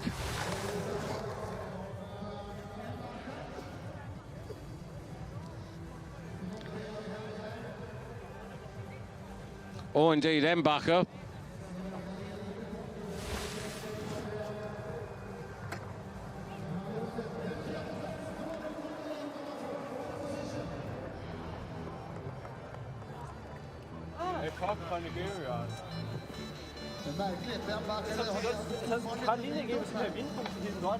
Well, a little bit of consternation and confusion here because we're not quite sure.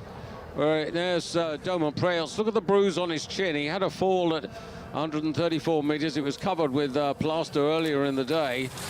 The world champion. 129 meters to go into the lead. Oh, and that is special. That's right up there.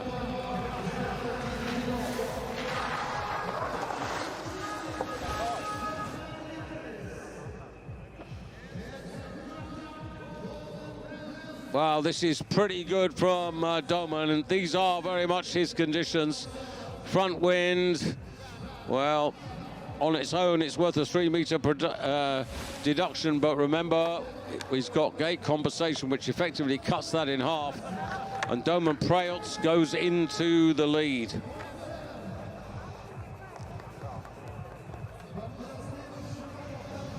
We have to wait. 3 to go. Ren Nikaido for Japan. Hansen Lanasek for Slovenia. Stefan Kraft. I still have a bit of confusion here because I haven't got Stefan Embacher's score. I don't know what's happened to that at the moment. According to what we saw, he should very much be in the mix, but this is really confusing at the moment. It's showing Domen Preelts ahead of Daniel Schöffenig and Jan Hurl in 3rd place and Yo-Yo Kobayashi in 4th place. And Embacher, well, he had 129 meters. I don't know what's happened there, but I haven't got the final score for him. But he had 76 points for distance. came out of gate 19. Han väntar också han då. Jag vet inte, jag har en känsla av att det faktiskt var... So real uncertainty in terms of where we actually are at the moment.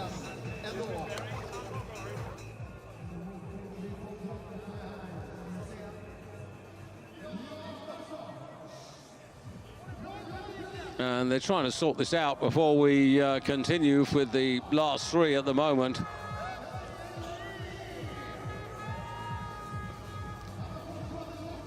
This is really unfortunate at the moment.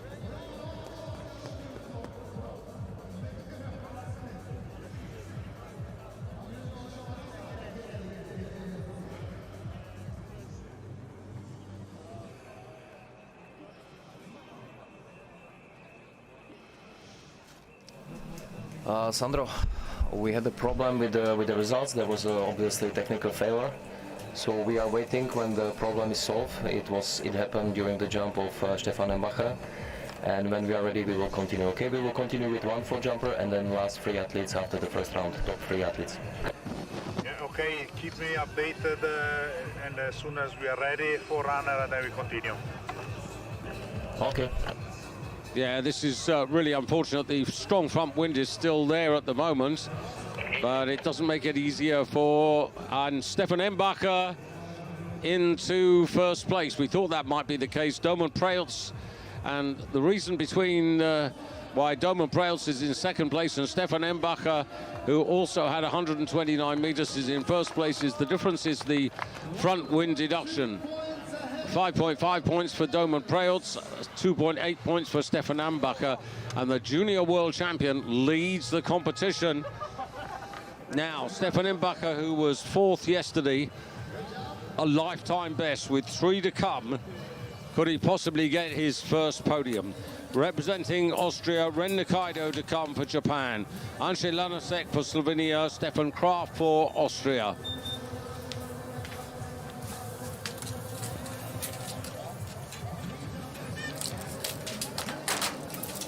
So, Ren Nikaido, who's never finished better than 6th in his career, 24 years of age, 10th and 11th in the last 2 competitions, real chance for a personal best.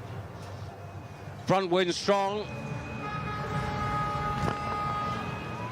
respectable, but it needs to be better than that. And remember, he's chasing Embacher. The difference between them, a couple of points a meter, and Embacher 129.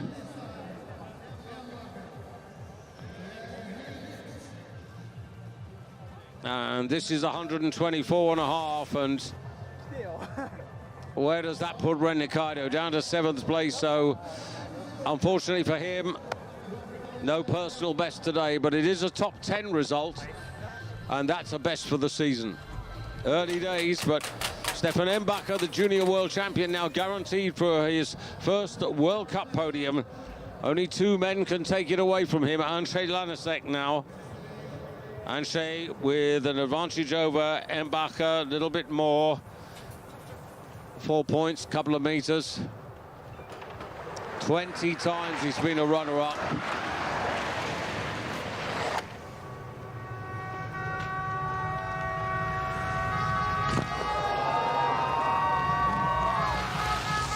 I don't think we've got any doubt. The new leader now is Andrzej Lanasek. The style is super, the distance is right there. And Lanasek, who finished runner-up to Stefan Kraft yesterday, is going to go into the lead for Slovenia. Andrzej Lanasek, 8 times a winner, 20 times a runner-up, 11 times third in his career. But it's not over yet.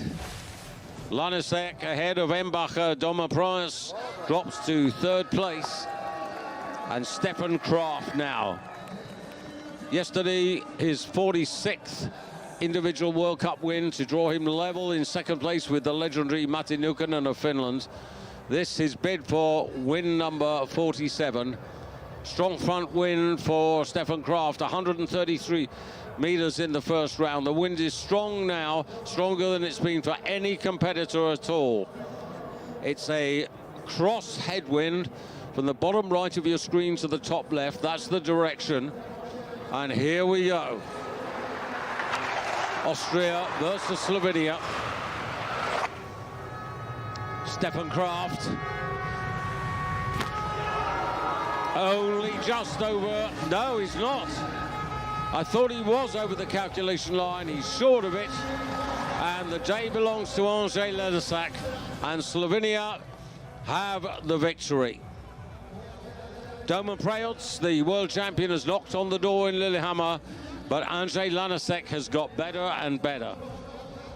Lanasak, 7th and 6th in Lillehammer, 2nd yesterday. And for Kraft, who is about to become a dad, the Falun double has eluded him. And Andrzej Lanasak, in fact, will take the top position here. And 10 meters, the difference between him, that's Stefan Kraft and Domen Prejoc. And the result of that, real disappointment on the face of Stefan Kraft.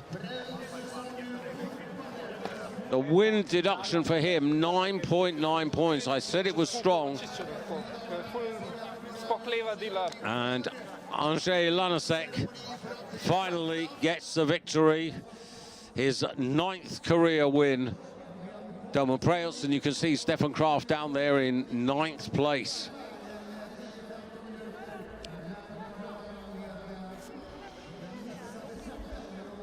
And what that means is that Andrzej Lanasak now becomes the owner of the World Cup bib. Takes it away from Stefan Kraft by 22 points. And some really interesting results as I reviewed them. Slovenia 1st and 3rd. Austria with Daniel Schöffenig and Jan Hurl in 4th and 5th places, but Embacher, the headline Austria, in 2nd place. That's his lifetime best. Ryoyo Kobayashi in 6th place. Stefan Kraft only 9th. Gregor Deschwanden moving up into 10th place.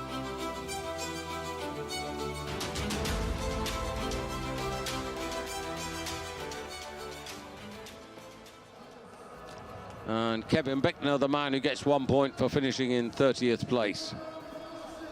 And there is Domen Prejoc. You can see there how bashed and bruised he is. And Domen Prejoc, 4th and 2nd in Lillehammer, 13th yesterday on the normal hill, and now back on the podium in 3rd place.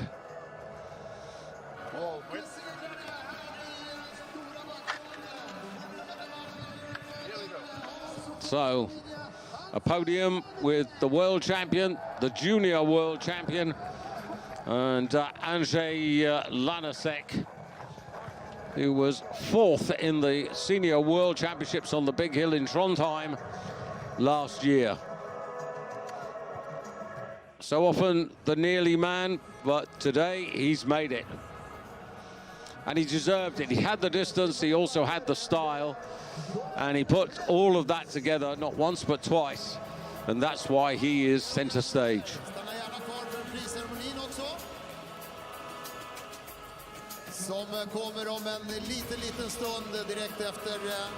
So off they go to have the technical checks on their suits, on their equipment, and then the formal presentation will take place.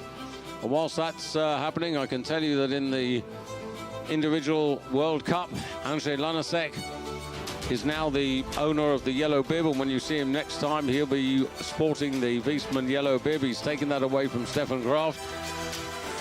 Stefan Kraft in 2nd place by 22 points. Daniel Schöffenig is 3rd.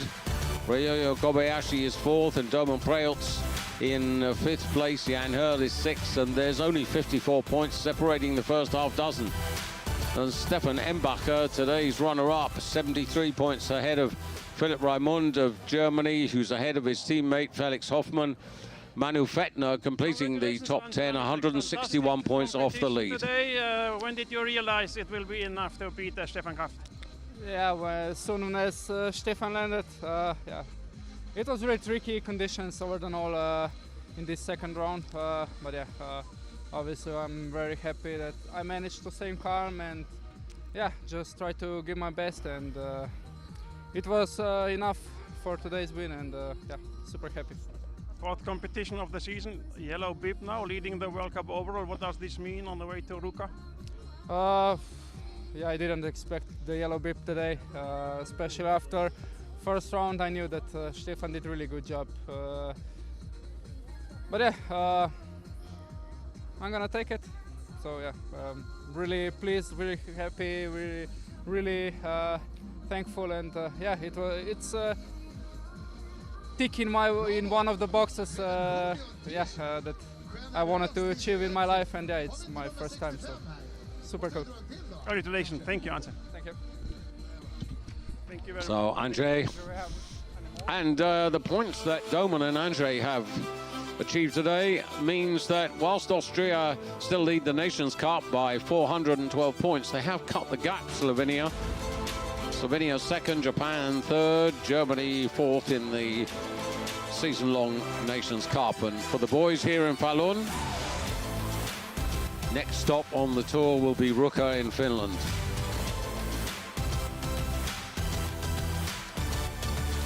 Well, Stefan Embacher going from strength to strength when you look at his sequence of performances. 11th and 9th in Lillehammer, 4th and 2nd. You sense that elusive first victory can't be far away. He's only 19, won the Junior Worlds the last 2 seasons, and he's up against, though, the seasoned campaigners like Andrzej Lanasek, 29 years of age, 10 years his senior.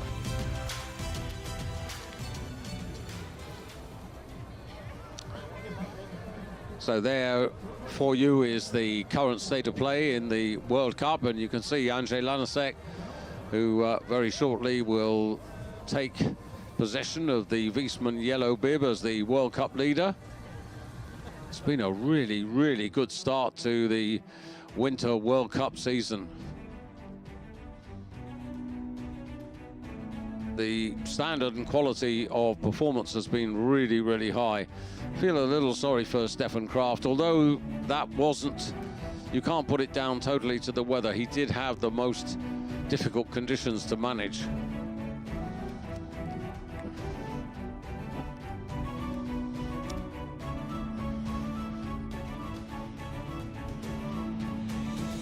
And he'll be frustrated, Stefan Kraft, because he was on the verge of getting that 47th victory, but as it is, he's going to go home and he's going to become a dad, and that will cheer him up no end, and he'll come back. We won't see him in Ruka. He will be absent there, so that is one less opponent for the world's best ski jumpers.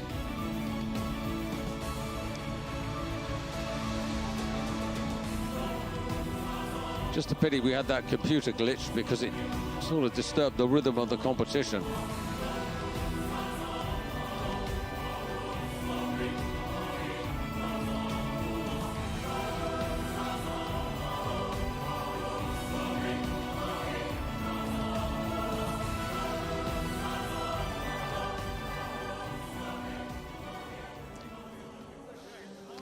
So just a reminder that the circus moves from Sweden to Finland.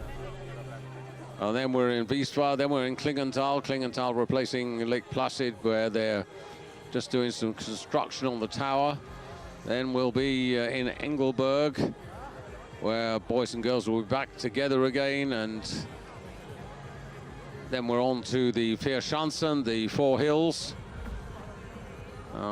The start of the season has been dynamite, and so if this continues, we should have an absolutely cracking Four Hills, because as you can see, there are a significant number of athletes who can win and can be right up there and competitive, and the Four Hills is about being consistent, about being fantastic on all 4 competitions. And you have to take into account, when you're engaged in the Four Hills, not just the actual competition day, but the training days, the traveling.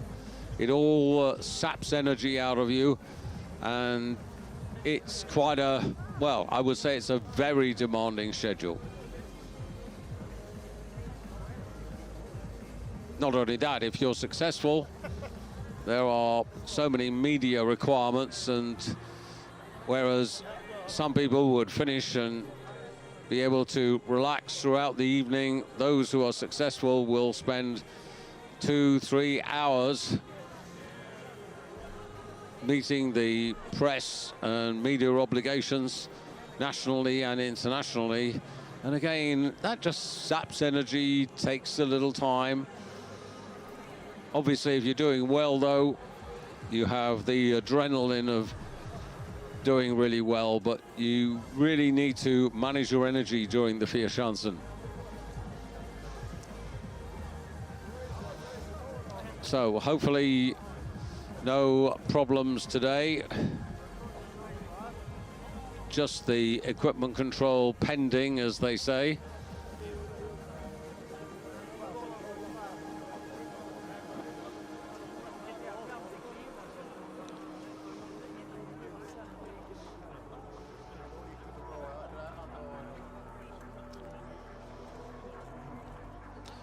And by and large, I have to say that the visit to Falun has been really successful. As I mentioned right at the beginning, the competition yesterday and today for the local organizers here, something of a dress rehearsal for the Nordic Ski World Championships of 2027. Although they're experienced organizers, the World Cup hasn't been here for a dozen seasons or so. It's 10 years since they hosted the World Championships in Falun. So it was really important in terms of preparing the hills, all the electronics, but then all the travel arrangements, all the hotel arrangements, a zillion details to be attended to, and they've actually done it really, really well.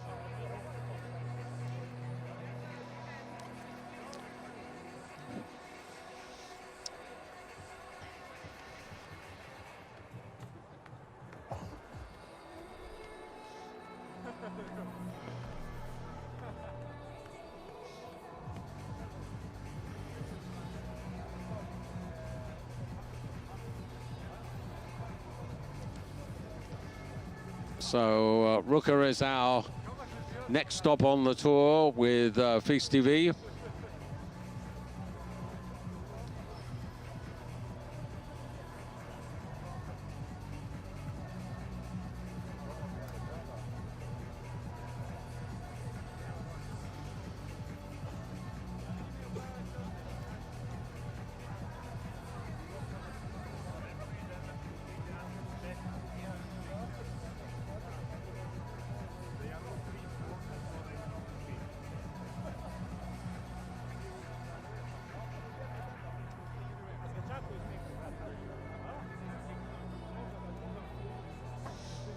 So the tour goes to Finland. The team captains meeting is on Friday, and the first of the two competitions on Saturday. The Saturday competition is local time in Finland, which is just about 4 o'clock. That's 3 o'clock Central European time. And a little bit earlier on Sunday, about 10 to 4, which is 10 to 3 Central European time on Sunday. Congratulations.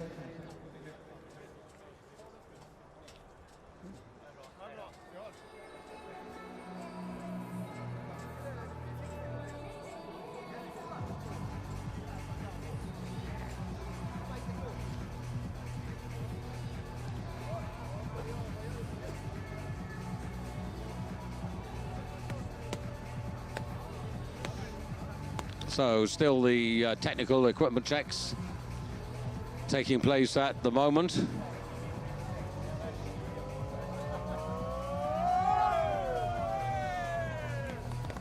But hopefully nothing untoward. Hopefully everything legal, no disqualifications. But as I mentioned yesterday, after the manipulation of suit scandals caused by the Norwegians last season, a new regime of regulation and rules regarding the suits and all equipment, and also the way in which the controls are carried out. A whole revision with a brand new system of disqualifications and warnings brought in, and therefore really important that that is all adhered to make sure that we have a 100% equal, fair competition.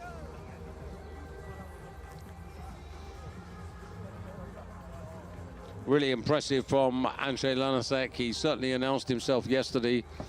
He's followed up today, and he's very much in the groove, and I think he could be the big danger to everybody come Ruka. It's not everybody's cup of tea, the hill at Ruka.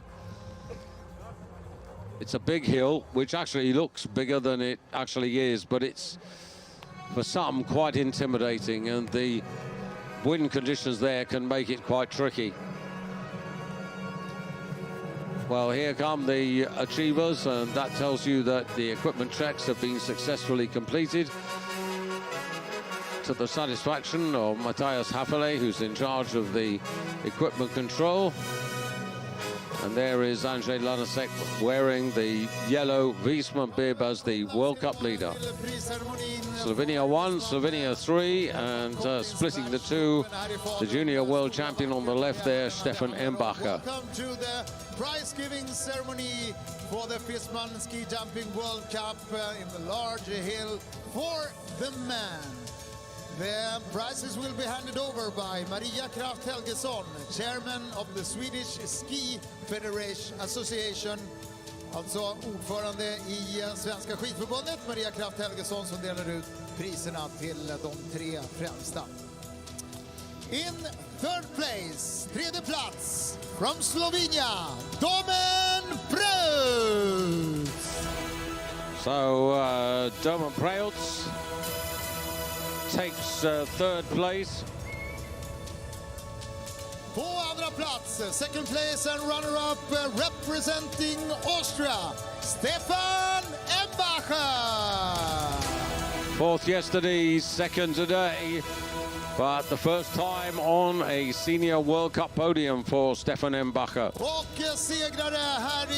And the 15,000 franc, Swiss franc, first prize goes to Andrzej Lanasek of Slovenia.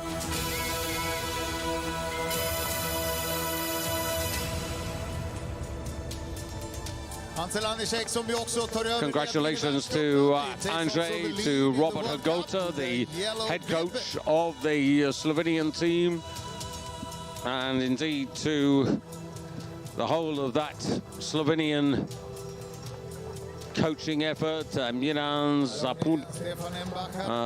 Zupanic and Gaspar Berlo are in there. Two jumpers from Slovenia on the podium. And Domen Preuts.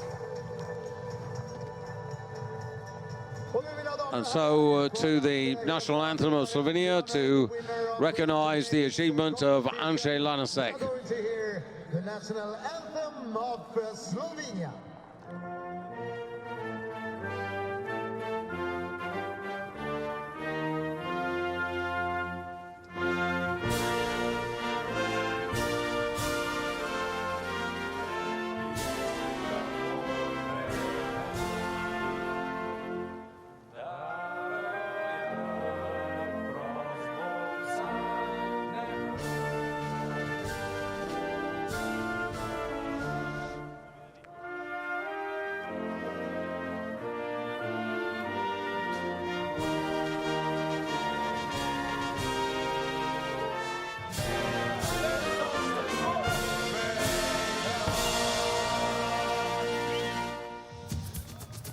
And those pictures just tell their own story, that this is a team effort.